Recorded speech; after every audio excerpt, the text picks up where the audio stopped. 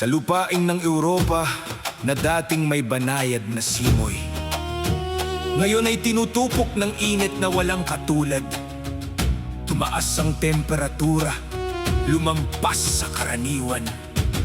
Lumalaki ang bilang ng mga namamatay dahil sa tindi nito. Walang masisilungan, walang sapat na tubig at lilim. Ang araw ay nagliliyab, parang apoy na ibinubuhos sa lupa. Mula sa hilaga hanggang timog, gulat at takot ang nararamdaman.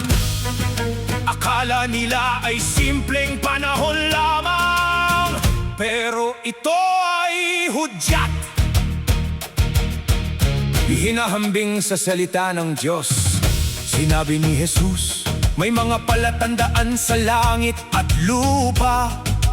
Tatama ang matinding init at kapahamakan sa iba't ibang dako.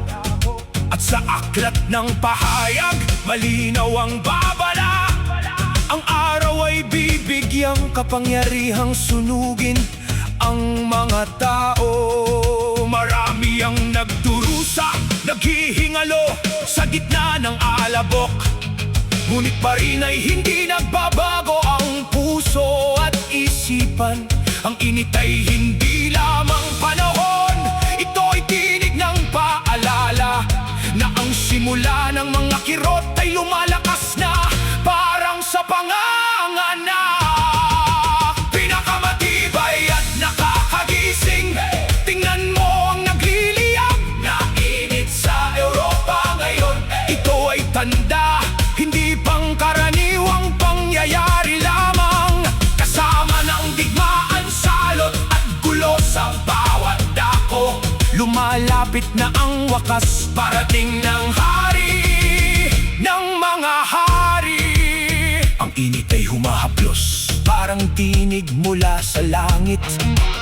Magbalik loob ka ngayon bago mahuli ang lahat-lahat. Ang mga palatandaan ay sabay-sabay na lumilitaw. Jesus ay nakatayo na sa pintuan, maghanda ka't magbantay. Mas malalim na mensahe, ang liwanag ng araw ay nagiging nakapapaso at matindi, upang ipaalam hindi na malayo ang kanyang pagdating.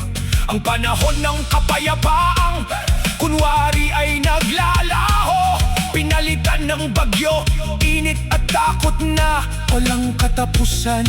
Marami ang nagsasabing normal lang ito, lilipas din. Ngunit sinabi niya, huwag magbulag-bulagan sa katotohanan. Kung paano namumulaklak ang dahon, alam mong malapit ang tag-init. Ganon din sa mga ganitong bagay, malapit na ang kaharian niya. Napakabagal, parang seryosong pangangaral. Sa pahayag kabanata 16, nakasulat ng malinaw, ang araw ay papayagang sunugin ng mga tao sa matinding init. At sa Mateo 24, kasama ito ng digmaan at gutom. Lahat ito ay simula lamang ng mga kirot ng paghihirap. Sa Europa at sa buong mundo, nakikita na ang katuparan. Ang apoy, init at gulo ay sabay-sabay na dumarating.